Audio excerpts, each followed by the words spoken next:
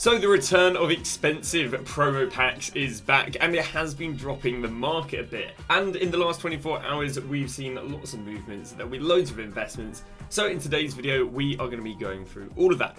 And if you guys are interested, you've only got a few days left of the trading guide being free. This is my daily updated trading guide that is normally a Twitch sub perk. It is free until the 1st of October. It's got all my investments updated multiple times a day and trading updated literally every hour during the day. So let's go and get underway with what's been going on, because again, the market's been moving a little bit because EA is back dropping tradable packs. In fact, they're dropping over 600k's worth of tradable packs on top of untradable packs, which can also have a bit of market movement. But as always, we are going to go and start off by looking at the SBCs. Not amazing SBCs, which is a bit gutting, because actually we were expecting to go and get foundation SBCs, and we were also expecting to go and get ourselves a road to the knockout stage St. Maxim. That was leaked a few days ago.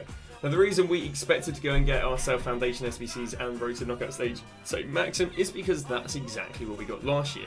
On the Friday, we got a really expensive, underwhelming RTK Champions League SBC, which was Bruno Guimaraes last year. And this year, obviously, we got the same thing. We got Jota as the exact same. Well, last year, on the Saturday, we went and got ourselves the Superliga Foundations along with Kudos. So it was leaked that we were getting ourselves the Eredivisie Foundations, but we also, again, last year got ourselves the Europa League Road to Knockout stage card with that. So it was a little bit gutting we didn't go and get St. Max. Instead, this is what we get. We got ourselves Berghuis, Eredivisie legend. I think he might have come over to Tottenham for a little bit. I feel like he came over to the Prem for a bit and then realised, no, he's probably a bit more, well fit in the Eredivisie. Well, again, quite an undesirable card. No playstyle, plus 3-star, 4-star. He's only got just normal sort of winger role pluses, and that's playing him out wide. I can't imagine he's the most desirable right wing. Well, as always, with Foundations, he does come along with two other players. If we head into Milestones, we should be able to go and find them. The first one is Classy, again a very average player. We get SBCs that are like 20k or below. We got gold cards that are probably better than him for no more than a couple of k. And again, he's quite hard to go against Kin. So nothing amazing coming on here. Quite an interesting card here. Again, not interesting in the sense that he'll probably go and make your team, but interesting in the sense that he's a left back that can go and play left mid. And I mean, regarding being a left mid, he's not actually looking too bad. Nearly 80 plus all stats with no shooting. Although I'll be honest with you, definitely more favourable players like a CDM than he would a left mid. I mean, yeah, box to box. I wouldn't want a box to box with 52 shooting. Although for some weird reason he does have 95 attack positioning, so God knows why. But yeah, the nice thing about all these cards is they are Dutch Eredivisie cards. Obviously, it's a little bit more awkward when they're going to give you like a Swedish guy, but especially playing for one of the more minor leagues.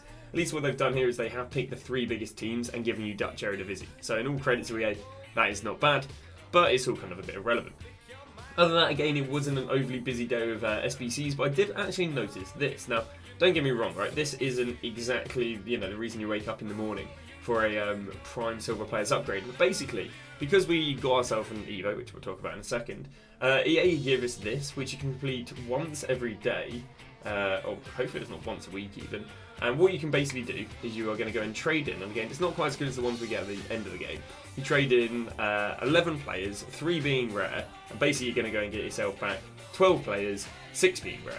So basically it's 3 rare silver cards. And also the nice thing about this is you can just go and throw in, your made up leagues. You can go throw in your Czech Republic silvers, you can go throw in your, I don't know, the silvers that you just are never going to get any chemistry for SBCs. And what it might do is throw you back maybe a few La Ligas, maybe a few Prem.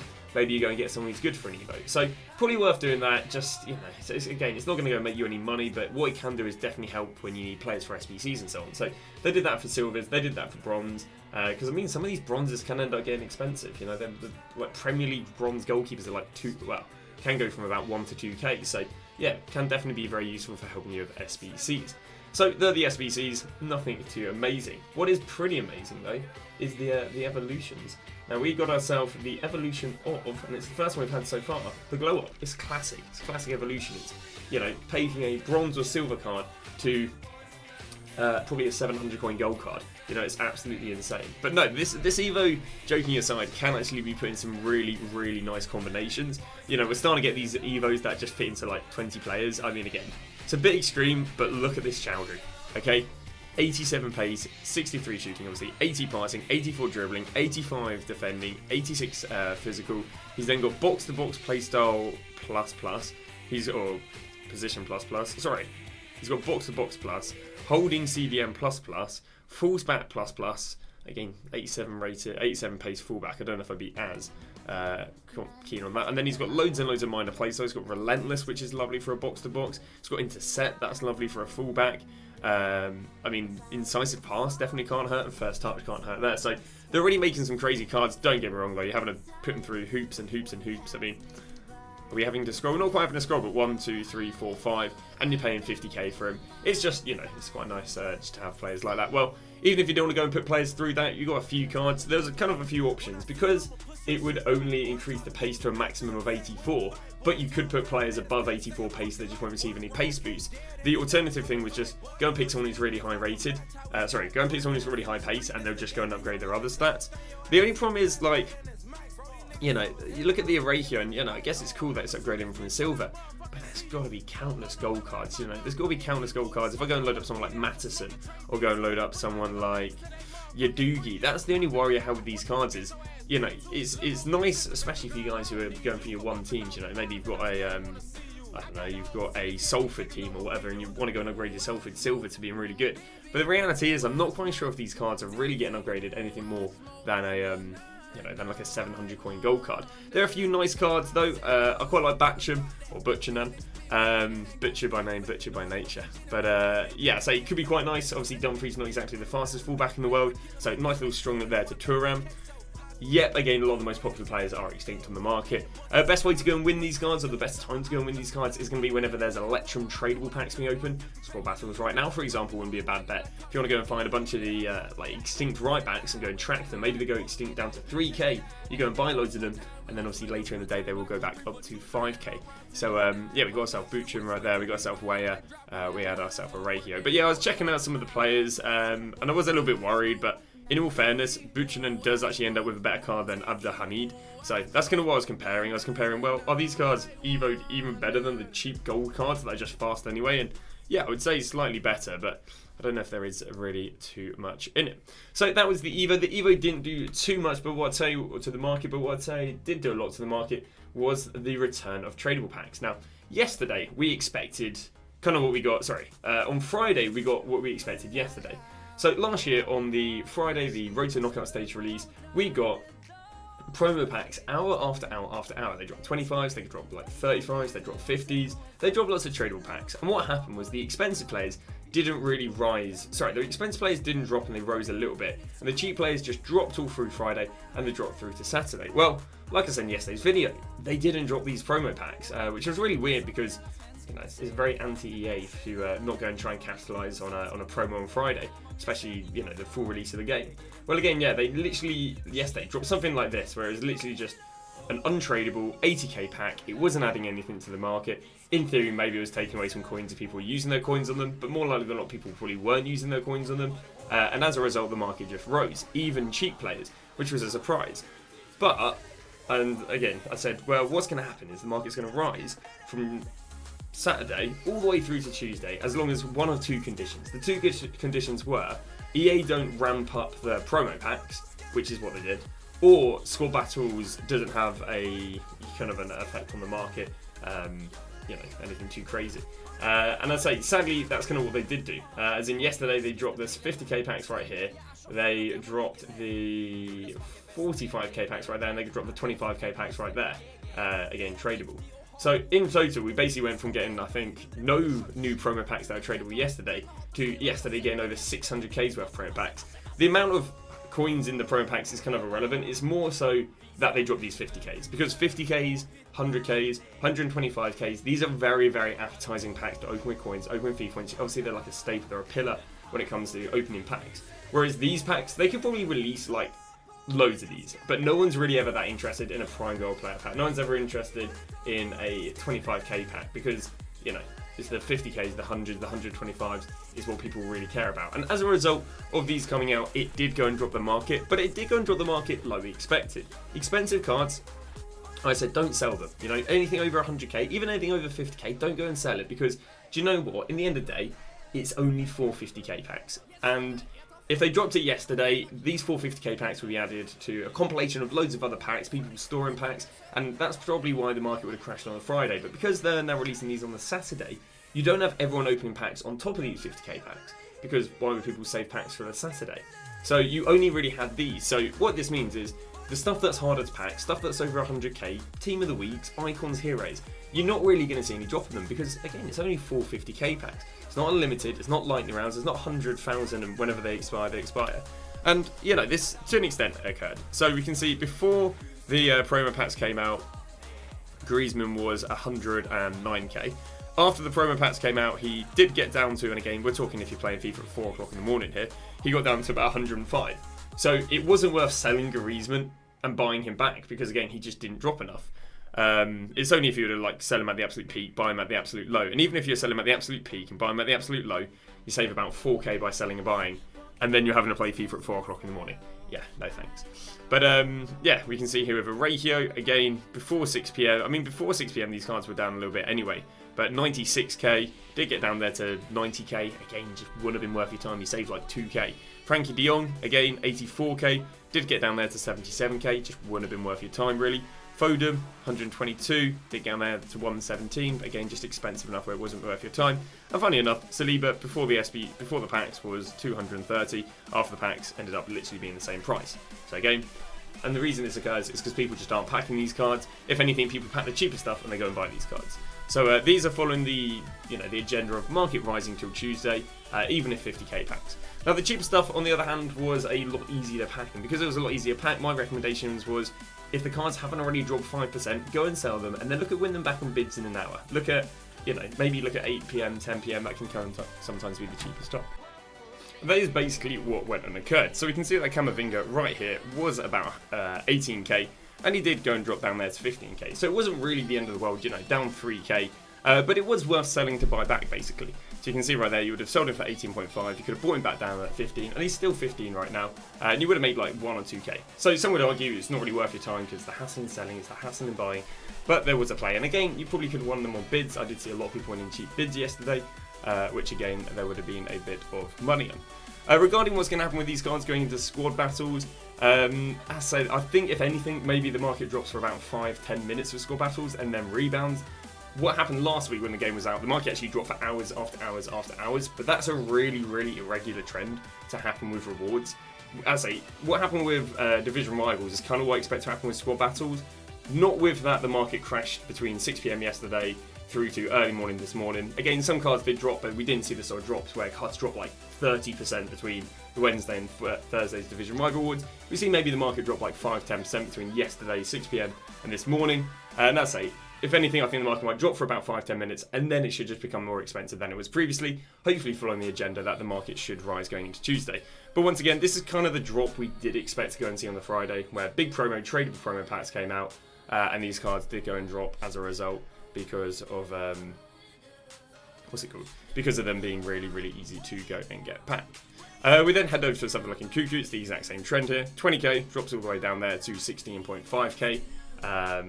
Yeah, again, should rebound later today, especially with the likes of St. Maxim. And that is us covered for what happens. So again, the expensive market kept on rising, which basically means the expensive market should now be immune and keep rising till probably just before 6 PM content on the Tuesday. Reason it peaks before 6 PM content on the Tuesday, market peaked last year on the Tuesday without UCL market matchups, and then of course we expect UCL market matchups, which again are basically the big tradable market matchups, which would be favourite to go and drop the market. They could come on the Wednesday, but we're going to sell it on the Tuesday because again, follows last year's trend and again does go and decrease the supply. So yeah, we do recommend buying these cards now and then going and selling them now. Now there's a few cards you can go and pick up this morning with marquee matchups, the first of them being the cheap French cards. I think again these will do really well with St. Maxim coming out. And we don't necessarily know what day St. Maxim comes out, but I'd be very surprised if it doesn't come out either today or tomorrow. If we do go maybe get SBC Isco, then sadly I don't think St. Maxim will come out until the market's dropping, and as a result makes it not too good. But these cards should be rising till Tuesday one way or the other because that was just the trend we did have last year. So the second thing is you can go and pick up during market matchups is going to be 85s through to 88. So if we go and look at something like an 85 right here, again they are down a little bit, but they didn't actually drop too badly with the likes of with the likes of the supply. She dropped from like 3.8 down here to 3.3. I mean, she's already back to 3.4, and these were the easiest for her to go and pack. So, as I said, I didn't really recommend selling your fodder because fodder holds value a lot better than meta cards, because obviously no one's replacing fodder in their team with fodder. People are replacing meta cards in their team. So again, these cards are nice to go and win on score battles. How you go and pick these up is what you do is you look at what that minimum price range is. So her minimum price range, for example, is 2.1. So then what we're going to do to go and win these on either cheap bids or even cheap buy now, well, it's not really cheap buy nows, it's cheap bids. So 1 hour after score battles. So score battles is 9. You try and win these cards as a 10. What you're going to do is you're going to go gold rare, you're going to go minimum 2.1, you're going to go maximum 2.2. And then what you're going to go and do is you are going to go and I'd go and put the buy now to 10k. So what you're going to do is you're going to go and search this, and what should happen is you should see lots of 85s popping up. We've got 85 there, we've got an 85 there, but like loads of different players. There we go, we've got 85 Bront popping up there. We keep on scrolling through, we've got 85 Froms. So basically what this does is it means, so in case someone is bidding on one specific player, you're bidding on all the players. Because you're bidding on all the players, again, if someone's sitting there bidding on one specific player, they might go and win them, but you're just going to win the rest of them. So it's basically good just to diversify which sort of fodder you're bidding on. And again, with filters like this, you should be able to go and get loads of different ones. This is a little bit easier with the high rated fodder. So let's say I want to go and win 87s. So we can see the minimum right there is 5.3. So let's go and put 5.3 in there. We're then going to go and put the minimum 5.3, maximum 5.4. I'm going to go minimum buy now, I'm going to set to 10k, 10,250. I'm going to go and search it. And now right here, I'm now looking for 87s. And you're going to see loads of different 87s. We've got Martinez, we've got Pajor, we've got Prop, we've got any more want to go and pop up? We've got Sommer popping up there. I mean, there aren't going to be as many. We've obviously got Gundogan popping up right there. We've got Saka popping up right there. We've got Swanson popping up there. We've got Musiala popping up there. Obviously, half of these aren't going to be fodder and winnable. But you can see you get loads of different ones. And all you're going to do is bid about 1k cheaper than that's on there. And then basically hold them as an investment and sell them after the 6 PM content on Monday. Or you can just sell them after St. Maxim comes out if you want. So the second thing you can go and try and win during squad battles is going to be SBC fodder. The third thing you can go and try and win during squad battles, in my opinion, and this can be either on bids or snipes, is again the Superliga manager chem style. These should do well when St. Maxim comes out because he is really hard to link up. And because he is really hard to link up, people should be relying on the manager chemistry. Now, I don't think French managers are necessarily going to go down, but I do believe stuff like 35k packs or 15k packs and stuff like that is supply during the squad battles. So as a result, you should be able to. Done a mess down here. You should be able to go and pick these up. Sorry, you want to head to the transfer market. You then want to go to consumables. You want to go to manager leagues. Again, you can't bid on, you can't select specific manager leagues on the web app, which I think is really weird. But there we go. We've got ourselves a manager league there, and I'd recommend picking these up for about 500 coins. They are favourite to do very, very well when St. Maxim comes out. It's just a case of when St. Maxim comes out. So 500 coins sniped, or 1 hour later, you can look at mass bidding on them. So that is the second thing to go and buy. So we've got fodder. Another thing. There are actually tradable Team of the Week packs in Squad Battle Awards. Now, Team of the Weeks are up significantly from what they were on the Friday. Stuff like Diaz is up from about 230 to 260. Breme's up from about 105 to 125. Don't recommend buying stuff like Elise. So if you do want to go and look at buying Team of the Weeks, and these Team of the Weeks do go and drop about 10%, even I'd take 5 to 10%, I'd even take. After squad battles from what they were before squad battles, I do recommend buying them because again they are favourite to go and rise during into Tuesday. I do think it's unlikely though. I do actually think it's unlikely that these cards will drop significantly, but if they do go and drop about 5 to 10%, I do recommend them as a buy. So the next thing we are going to go and talk a little bit about is going to be the road to the knockout stage team, which is going to talk about how these cards have done. So we're going to look at some of the most popular cards. We've got stuff like DeMarco. Again, day one, Rose going into the afternoon. Since then, he crashed with what's it called? He crashed with the promo pack. Since then, he's rebounded, but he'll probably be expected to drop a little bit after squad battles. Again with Romero, went from 200 up there to 230, back down there to 188, up 10k since. Cherky went from 261 up to 312, got as cheap as 242, still very, very cheap right there. Watkins, obviously price range update from 100 to 160, but as the people woke up and they were listing their cards, he went from 160 down to 120. A lot of people asking me, when should you go and buy these Road to Knockout stages? So Road to Knockout stages are the cheapest on Friday across the board last year. Even more reason this year as well for them to be the cheapest on Friday because of the elongated upgrade path. The upgrade path takes 2 weeks longer to get the first and 2 weeks longer to get the second upgrade this year, meaning the hurry in buying these cards is it's not like they get upgraded next week so everyone's going to go and panic buy. It is a slower process, but we are going to look at buying them again Friday when ideally they're panic sold before 6 PM or panic sold after 6 PM when RTT K Team 2 comes out. With RTKs, there is an interesting thing we can look at, and the interesting thing that we can go and look at is who is the most used. Now, obviously, whoever is the most used RTK card is the favourite to do best out of packs. Day one, it was Van der Beek being the most popular. I think Watkins being the second most popular. I think Sesko was a lot lower, but now the table's changed a little bit more. Again, Van der Beek still the most popular, then Watkins, but Sesko's picked up a lot. He was at the bottom previously. Romero's picked up a little bit. There was a really expensive card that was semi-high up, and I feel like they might have dropped down a little bit.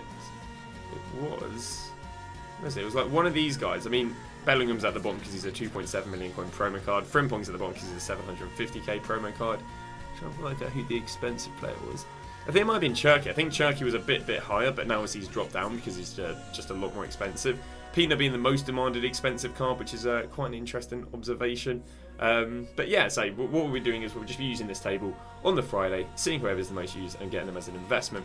Talking about investments as well, there actually might be a bit of a flip on Van der Beek after squad battles. The reason for that is he's already done 40 to 48 in the hype yesterday. He then crashed due to overinvestment at 33. So I do think looking at buying this guy after squad battles for an hour-to-hour flip could be good. It's not he's going to be the cheapest on after squad battles for the whole week. It's he'll be cheapest after squad battles and then should rise going into this evening/afternoon.